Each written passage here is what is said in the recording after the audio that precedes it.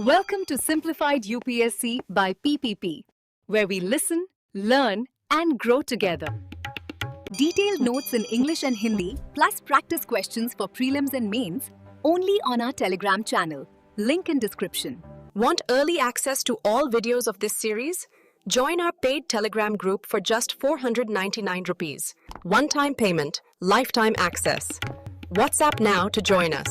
नमस्कार और the deep dive में आपका स्वागत है। आज हम उस दौर में उतरने वाले हैं जब यूरोप का समाज एक विशाल पिरामिड की तरह था जिसमें 3 ही मंजिलें थीं। सबसे ऊपर प्रार्थना करने वाले, बीच में लड़ने वाले और सबसे नीचे नींव में वो लोग जो इन दोनों का बोझ उठाते थे, यानी काम करने वाले। ये विश्लेषण हम खास तौर पर यूपीएससी की तैयारी करने वालों के लिए simplified UPSC by PPP YouTube channel की तरफ से लेकर आए हैं। अगर आप चाहते हैं कि हम आपके लिए ऐसा ही उपयोगी कंटेंट लाते रहें तो हमें यूट्यूब पर सब्सक्राइब करके हमारा समर्थन जरूर करें। आज हम 11वीं कक्षा की इतिहास की एनसीईआरटी किताब के 6ठे अध्याय 3 वर्ग की परतों को खोलेंगे। हम सिर्फ ये नहीं जानेंगे कि ये व्यवस्था क्या थी, बल्कि ये भी समझेंगे कि सदियों तक चले इस मजबूत ढांचे में आखिर दरारें कैसे पड़ी और ये ढह कैसे गया। बिल्कुल, ये अध्याय सिर्फ 3 वर्गों की कहानी नहीं है, बल्कि ये उस सामाजिक, आर्थिक और राजनीतिक ऑपरेटिंग सिस्टम को समझने की कुंजी है जिसे हम सामंतवाद या फ्यूडलिज्म कहते हैं। हाँ, और सबसे दिलचस्प बात यह है कि कैसे तकनीक, पर्यावरण और यहाँ तक कि एक बीमारी ने इस पूरे सिस्टम को हिला के रख दिया। तो चलिए इसी ऑपरेटिंग सिस्टम से शुरू करते हैं। ये सामंतवाद आखिर था क्या? जब हम ये शब्द सुनते हैं तो दिमाग में राजा, महल और शूरवीरों की तस्वीरें आती हैं, लेकिन इसकी असली बनावट क्या थी? देखिए, ये तस्वीर बिल्कुल सही है लेकिन अधूरी है। सामंतवाद शब्द जो है वो एक जर्मन शब्द फ्यूड से आया है। फ्यूड? हाँ, फ्यूड, जिसका सीधा सा मतलब होता है जमीन का एक टुकड़ा। और बस यही इस पूरी व्यवस्था का केंद्र था। जमीन? हाँ बिल्कुल, जमीन। आर्थिक तौर पर यह खेती पर आधारित एक सिस्टम था जो लॉर्ड यानी जमीन के मालिक और किसान के रिश्ते पर टिका था। लेकिन यह सिर्फ एक आर्थिक रिश्ता नहीं था, मतलब इसमें एक सामाजिक और राजनीतिक पहलू भी था। हाँ, और वही सबसे महत्वपूर्ण था। इसे एक तरह की मल्टी लेवल हायरार्की समझिए, जैसे आज किसी बड़ी कंपनी में होता है। अच्छा। राजा सीईओ की तरह था जिसके पास सैद्धांतिक रूप से सारी जमीन थी। अब वो अकेला तो सब कुछ संभाल नहीं सकता, तो उसने अपने सबसे भरोसेमंद मैनेजरों यानी बड़े लॉर्ड्स या अभिजातों को जमीन के बड़े बड़े टुकड़े संभालने के लिए दे दिए। और बदले में इन मैनेजरों को सीईओ के प्रति वफादार रहना पड़ता था। बिल्कुल, इसी वफादारी के रिश्ते को वैसेलेज कहते थे।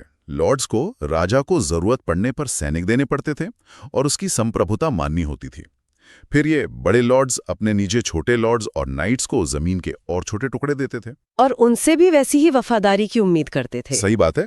ये वफादारी और जमीन का रिश्ता एक चेन की तरह था जो राजा से शुरू होकर सबसे निचले तबके तक जाता था, और इसी चेन ने समाज को उन 3 प्रसिद्ध वर्गों में बांध रखा था। प्रार्थना करने वाले, लड़ने वाले और काम करने वाले।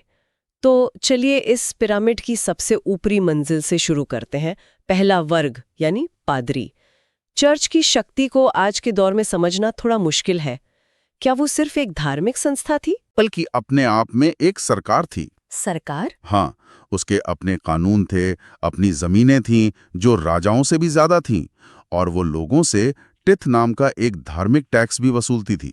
रोम में बैठे पोप की हैसियत किसी सुपर किंग जैसी थी जिसका कहा यूरोप के बड़े बड़े राजा भी नहीं टाल सकते थे। तो इस वर्ग के अंदर भी क्या अलग अलग स्तर थे? जैसे एक गांव का पादरी और एक बड़ा बिशप, क्या ये एक जैसे थे? नहीं, उनमें बहुत फर्क था। एक तरफ थे बिशप और बड़े पादरी जो अक्सर अभिजात परिवारों से आते थे और शानो शौकत की जिंदगी जीते थे। वे चर्च की विशाल जमीनों और संपत्ति को संभालते थे। और दूसरी तरफ थे छोटे पादरी जो गांव में रहकर आम लोगों के बीच धार्मिक रस्में पूरी करवा देते।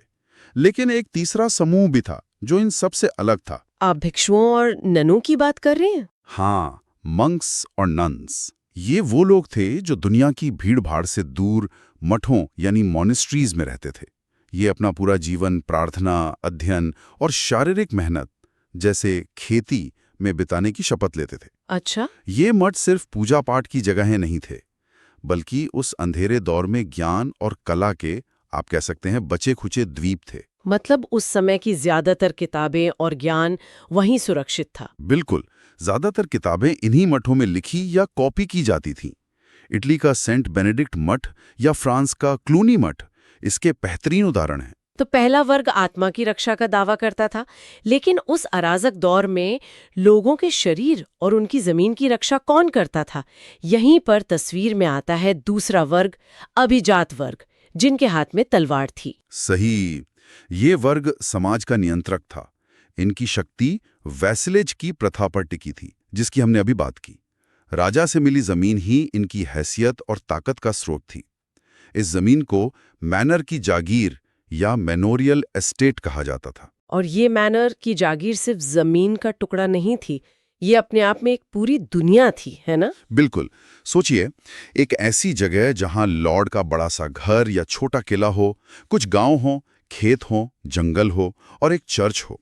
उस जागीर में रहने वाले लोगों की जरूरत की हर चीज वहीं पैदा होती थी। मतलब पूरी तरह से आत्मनिर्भर। हाँ, अनाज खेतों में उगता, लोहार और बढ़ई औजार बनाते, औरतें कपड़े बुनती। बाहर की दुनिया से लगभग कोई वास्ता ही नहीं था। यह आत्मनिर्भरता एक तरह की सुरक्षा तो देती थी, लेकिन ये एक पिंजरा भी था। और इसी लड़ने वाले वर्ग में से एक और पहचान उभरी, जिन्हें हम नाइट्स के नाम से जानते हैं।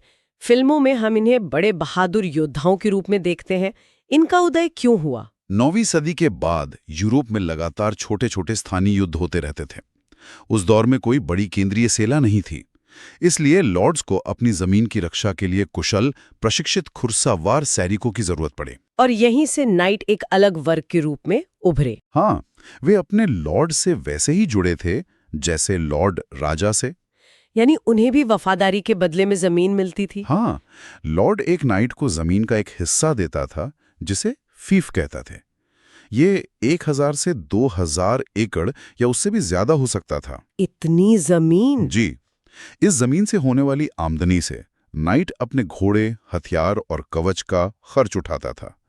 बदले में वो अपने लॉर्ड के लिए लड़ने का वादा करता था और अपनी सैन्य कुशलता बनाए रखने के लिए रोज अभ्यास करता था। धीरे धीरे ये नाइट सिर्फ योद्धा नहीं रहे, बल्कि वीरता और शिष्टाचार के प्रतीक बन गए। तो अब तक हमने उन दो वर्गों की बात की जो समाज पर नियंत्रण रखते थे। एक के पास आध्यात्मिक शक्ति थी, दूसरे के पास सैनिक शक्ति। लेकिन इस पूरे पिरामिड का वजन किस पर था? अब आते हैं उस नींव पर, यानी तीसरे और सबसे बड़े वर्ग, किसानों पर। हाँ, ये वो वर्ग था जो बाकी दोनों वर्गों का पेट पालता था। लेकिन किसानों में भी सब एक जैसे नहीं थे।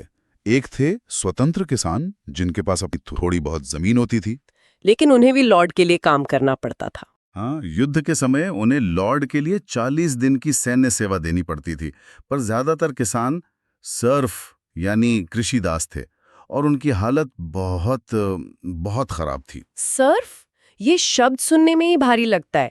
इनकी जिंदगी की हकीकत क्या थी? क्या ये गुलामों जैसे थे? गुलामों जैसे, पर तकनीकी रूप से गुलाम नहीं।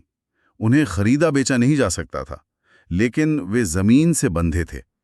अगर जमीन का मालिक बदलता तो वे भी नए मालिक के अधीन हो जाते। बाप रे। वे उन खेतों पर काम करते थे जो सीधे लॉर्ड के थे। उनकी अपनी मेहनत की उपज का एक बड़ा हिस्सा लॉर्ड को देना पड़ता था।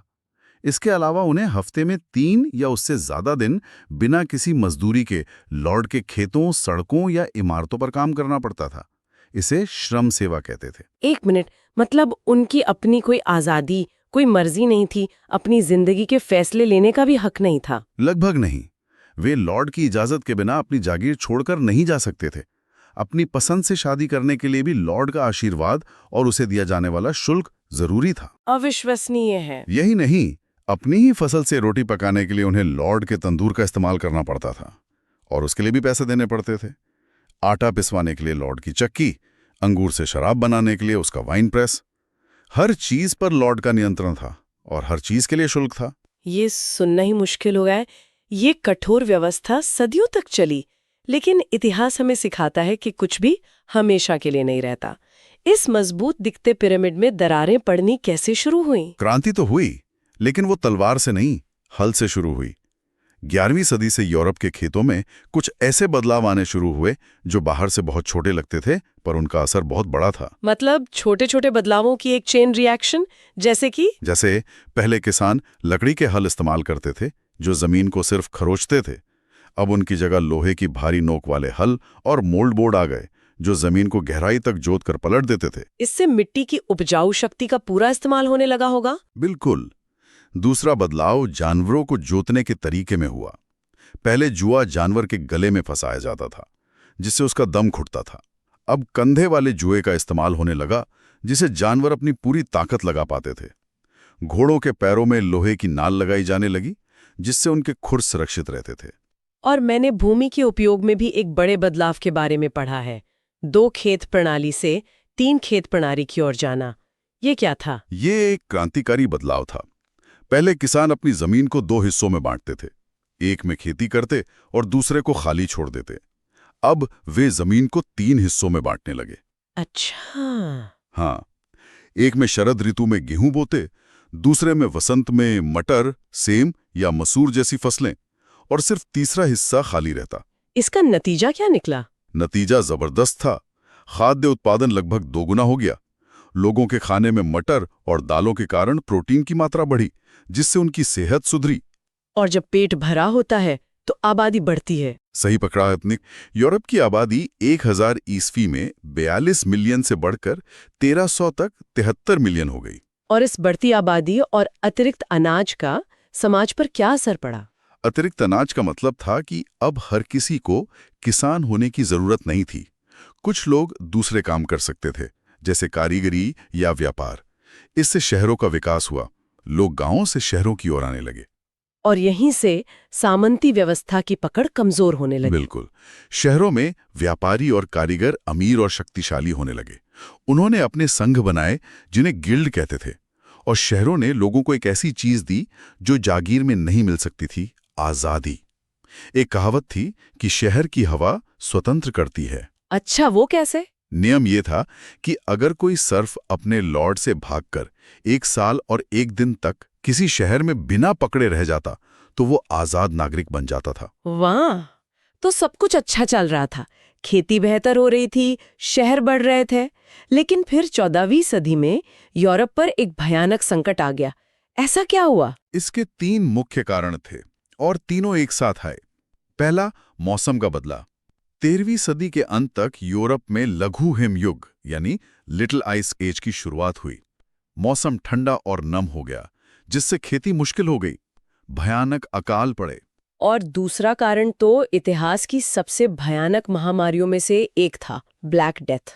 हाँ, व्यापार के कारण जहाजों के साथ एशिया से चूहे आए, और इन चूहों पर थे पिस्सू, जो अपने साथ ब्यूबोनिक प्लेग का जानलेवा बैक्टीरिया लाए थे। 1347 से 1350 के बीच सिर्फ 3 सालों में इस महामारी ने यूरोप की आबादी का एक बहुत बड़ा हिस्सा, कुछ अनुमानों के अनुसार 20 से 40% तक खत्म कर दिया। 40%? हाँ, कल्पना कीजिए कि आपके शहर की आधी आबादी कुछ ही महीनों में खत्म हो जाए। सड़कें खाली, घर वीरान। इस तबाही का सामाजिक और आर्थिक ढांचे पर क्या असर पड़ा? इतने सारे लोगों के मरने से तो हर चीज उलट-पुलट हो गई होगी। बिल्कुल। मजदूरों की भारी कमी हो गई। जो मजदूर बचे थे उनकी मांग बढ़ गई और उनकी मजदूरी 250% तक बढ़ गई। वहीं दूसरी तरफ खरीदार कम होने से अनाज और कृषि उत्पादों की कीमतें धड़ाम से गिर गई। मतलब लॉर्ड्स की आमदनी बुरी तरह घट गई। हाँ, सामंती व्यवस्था का पूरा आर्थिक समीकरण ही बिगड़ गया। जब लॉर्ड्स ने पुरानी श्रम सेवाओं को जबरदस्ती फिर से लागू करने की कोशिश की तो किसान चुप नहीं रहे। उन्होंने हिंसक विद्रोह कर दिए, जैसे 1381 में इंग्लैंड में हुआ किसान विद्रोह। और हालांकि इन विद्रोहों को कुचल दिया गया, लेकिन एक बात साफ हो गई थी कि पुराने सामंती रिश्ते अब दोबारा पूरी तरह से लागू नहीं हो सकते थे। तो इन सभी सामाजिक और आर्थिक बदलावों ने आखिरकार राजनीतिक शक्ल कैसे ली? सामंतवाद का अंत और आधुनिक राज्यों का उदय कैसे हुआ? 15वीं और 16वीं सदी में राजाओं ने इस स्थिति का फायदा उठाया। लॉर्ड्स कमजोर हो चुके थे और व्यापारी वर्ग अमीर।